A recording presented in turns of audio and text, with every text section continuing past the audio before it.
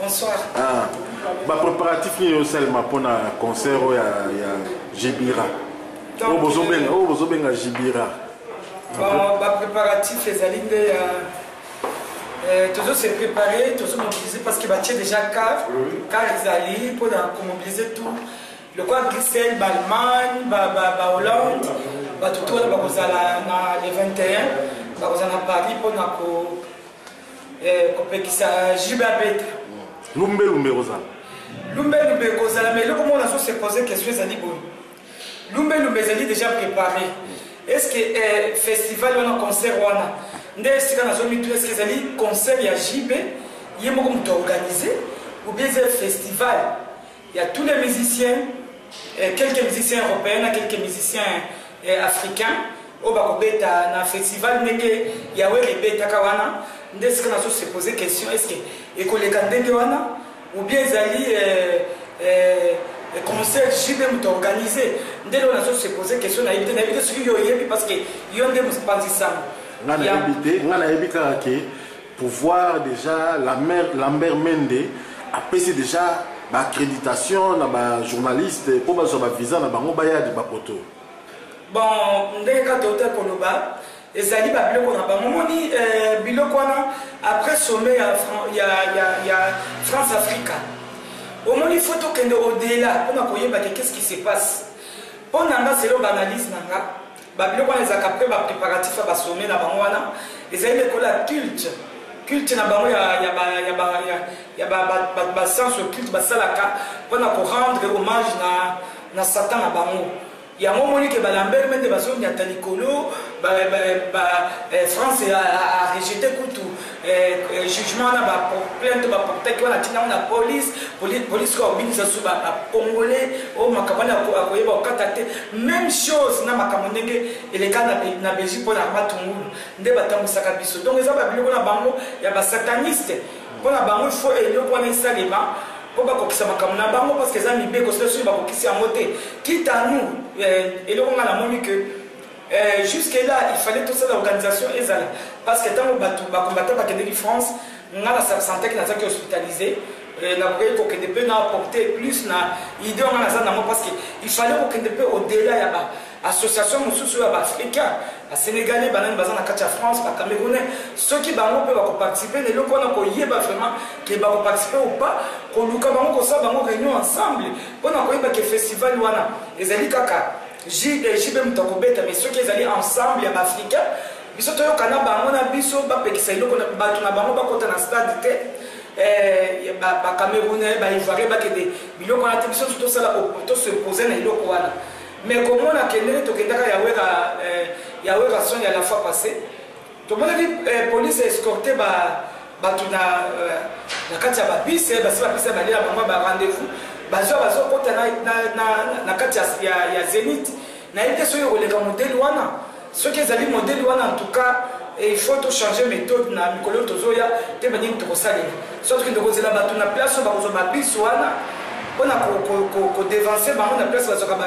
que tout c'est là que babis c'est contre la carte à stade biso comme wana bona because déjà trop tard mais nani ye moto bino parce que boyini jibe likolo mutu moko boy hein totala comme on a Kabila yaki a bossé le moko te alors siko bo décourager ba congolais mususu ba soutenir bino siko elo ni bo sala pour jibe abeta voilà to le but que Kabila est aussi le moko donc na mona appel ba mususu ba komanga na ba Facebook Kabila est aussi le côté bazama yelete au moins niveau ya Kabila azali comme tout moko boye azaba niveau na yone bazwela kaye donc ce qui est na sol ya bato na ndenge ba convention ezalaka il faut la protéger et surtout ceux qui m'ont dit qu'il n'y a pas contre Congolais, à cause de la vraiment sous protection il y a police et il y a comédie il faut pas protéger pour le baquet de ça il donc on dit bâtir Kabila dans la table au moins soit même Moussouinaï aux hommes à la mais bino va combattre à Bruxelles non à Paris on dirait que vous êtes sur bon côté. Tout ça va bon parce que sur notre vie tout ça bon côté tout ça va Facebook tout bien à téléphone tout ça va Skype tout ça toujours bon côté et donc ça dit que ma cambozo est en France biso toza na kati ya Belgique mais tosaranjaka toujours na côté na biso na baréunion na biso po toyeba kosorganize po tokende sur place parce que réunion elekaki na France bakombata Belgique bakendeki bazaki wana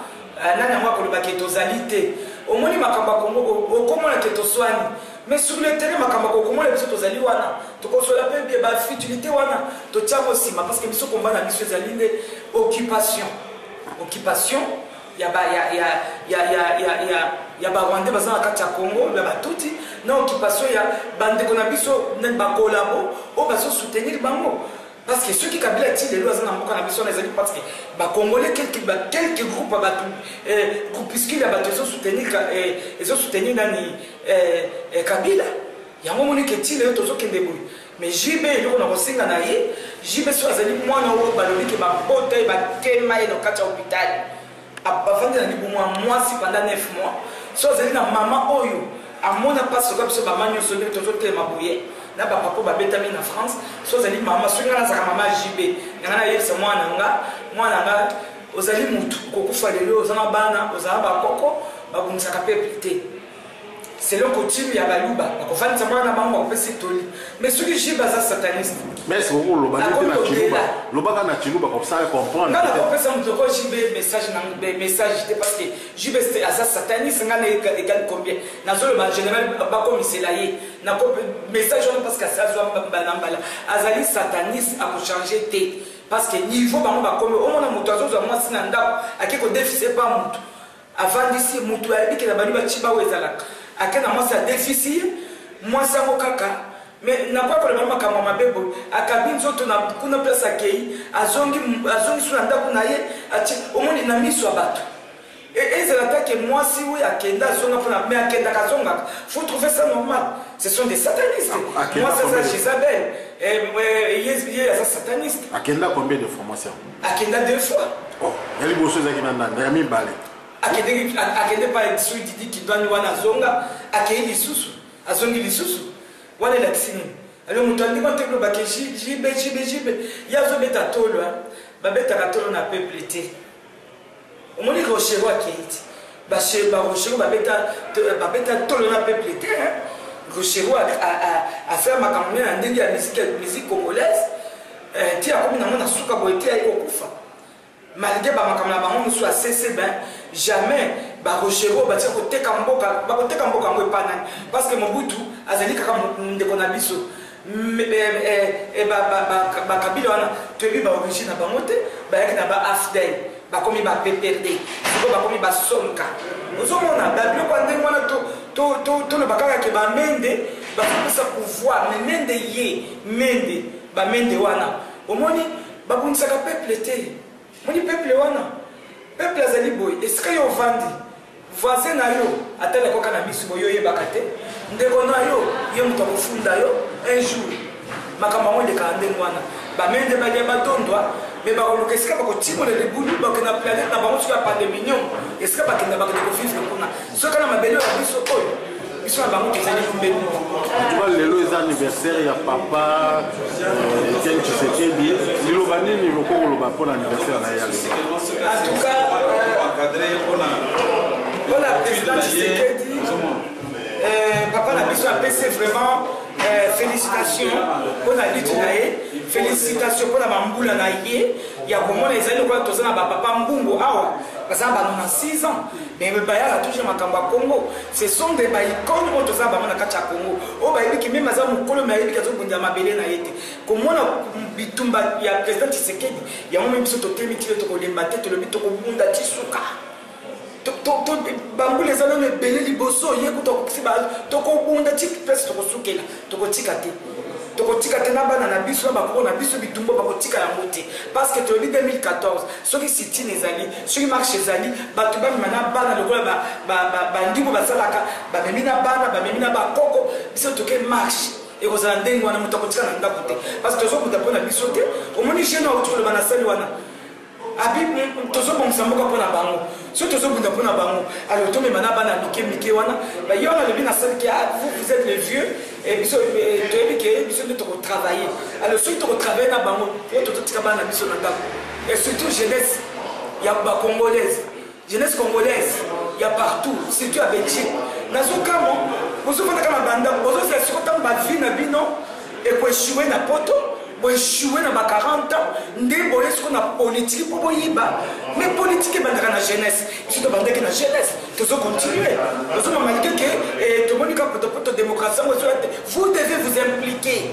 Il faut que la jeunesse s'implique. Parce que à la porte, les ministres que nous faisons dans la politique, nous avons toujours la jeunesse. Nous avons la jeunesse. Donc la jeunesse n'a besoin. Et ça a besoin. Et la politique des psychos.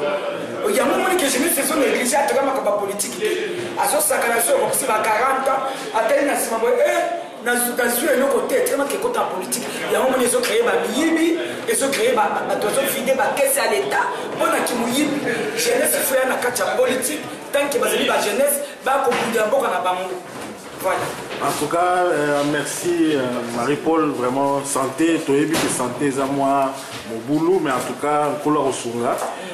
Donc peut-être après samedi, après Lumbe, tu souhaité que les cas à Paris. Vraiment que bande pour comprendre que ce n'est pas nécessaire pour se déplacer pour la construire bon battre les autres parce que même bano à banlieue yoki o bana il y a banlieue balobi bana banlieue on a besoin de décider parce que bato mususu au moins là comme ça on va pas na kosukisa bato bazoma neti maseki ko uta kishasa uzwi visa o leki na internet obeti tango lo bito uzwi visa okomi kakawa nzoka mo petit moko ba ko leka nayo alekani nayo abomiyo parce que ababomaka abomiyo parce que si baboma pe bakita baboloko babima bayebi pete ko bachana bango eleka est-ce que tout le monde a teke mutu tête dire jibe azo sala ona ezaleti azo salir mémoire ya Mandela mutu abunda pona baliti boya kota ba prison ba nini boya akufi mais yo ozo naibite so ngolo belobo omoni rochero baleli mais ba jibe wana na ba wera naibite so matanga na bango peuple ko kendaka il faut baye bango baye bakesui bamatanga na bango sui bango bakufi peuple kokendaka un jour na bamatanga na bango sui bakotia bango na palais du peuple bakotondisa ndenge kotia batondisaki ndenge moloto atondisaki basatangre nango te ozomona nde message nakopesa yango wana parce que eloko tozoloba boye parce que eloko mpe bozoreproche bango eza baparole ezalaka na bachanson na bango kofingana na bango wana bainsanité banini oyo ke lelo to reproche ki bango mais reproche ezalaka nango mabe te reproche ezalaka nango parce que tomoni ke bana bakoli banzembe mosusu tokende bamariage banzembe ezobeta mwana ezosepelisa te bana bafeti alors tolobi nini topesa bango conseil bango sikoyo fale bacomprendre biso ke bato peuple congolais balingi bote boya to dialogue bango batie tête dure bakei na occupation basalingi na occupation basali même pas pardon monde tobundanaki bango na Bruxelles omoni ntango weka beta andeki bitumba ebimaki nde babetaki bato babukana bamakolo mpona weka jibe alingi appliquer la même chose peut-être po azwa bénédiction azwa soki succès ntango bakomonaka jibe ake kobeta jibe asali botango bazotanga kombo lelo kombo yango mpe ekundamaki ezalaki ya kokundama mais sikoyo ebimi na diaspora mais tozela après le 21